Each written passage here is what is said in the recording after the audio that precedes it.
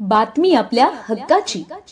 ठाणे जिल्ह्यातील व आपल्या परिसरातील सर्व ताज्या घडामोडी पाहण्यासाठी शहापूर नववाहिनी न्यूज चॅनेलला सबस्क्राइब करा, लाईक करा आणि शेअर करा.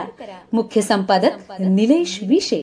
मला माहित नाही या संदर्भातली तुम्हाला काय माहिती सुरुवातीला लाभ हा जे अप्रूव्ड फॉर्म आहे, जे पात्र फॉर्म झालेले आहेत यांना सुरुवातीला लाभ देण्यात येणार आहे. रिजेक्टेड फॉर्मची संख्या ही फार नगण्य आहे, फार कमी आहे.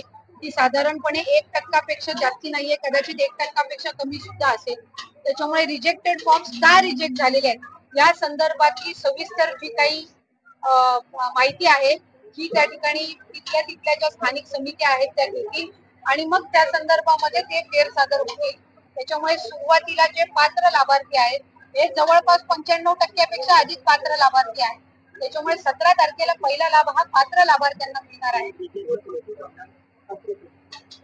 तो तर केलेलेच आहे. काही ज्या छोट्या मोठ्या चुकीमुळे जे रिजेक्ट झालेले होते हे प्रशासनाने दुरुस्त करून असे 30-35 हजार फॉर्म पुन्हा एकदा त्यांनी रिसबमिट करून पण अप्रूव्ह केलेले आहेत. पण पालकमंत्र्यांच्या सहीने हे फॉर्म वरमी लागणार. समितीच पालकमंत्र्यांच्या अध्यक्षतेखाली आहे. जिल्ह्याची समिती हे तिथल्या पालकमंत्र्यांच्या अध्यक्षतेखाली जिल्हाधिकाऱ्यांच्या आणि जर आणखी कोण दुसरे मंत्री असतील त्या जिल्ह्यातले तर त्यांच्या सह अध्यक्षामध्येच ती समिती स्थापन आहे.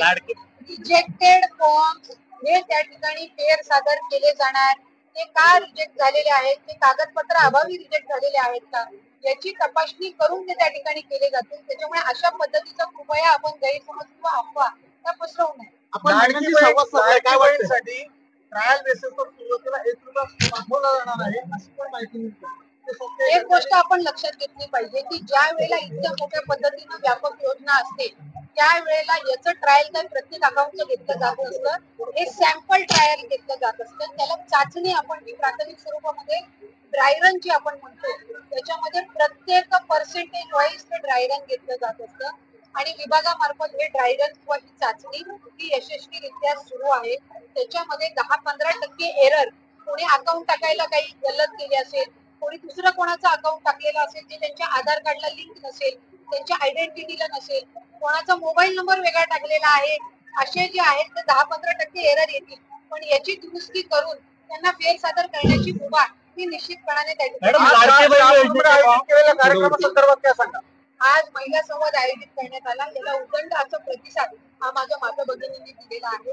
विरोधकांनी कितीही टीका केली तरी एक गोष्ट सगळ्यांना मान्य करावीच लागेल की मुख्यमंत्री माझी लाडकी बहीण ही योजना ही निश्चितपणाने महिलांपर्यंत पोहोचत आहे. महिलांचा त्याला उदंड प्रतिसाद मिळत आहे. आज आमच्याकडे 1,45,00,000पेक्षा अधिक अर्ज हे आम्हाला विभागाकडे प्राप्त झालेले आहेत. यापैकी साधारणपणे 1,35,00,000पेक्षा अधिक अर्ज हे अप्रूव्ह करण्यात आलेले आहेत. त्याच्यामुळे 17 तारखेला याचा राज्यस्तरीय कार्यक्रम आम्ही पुण्याला आयोजित करत आहोत.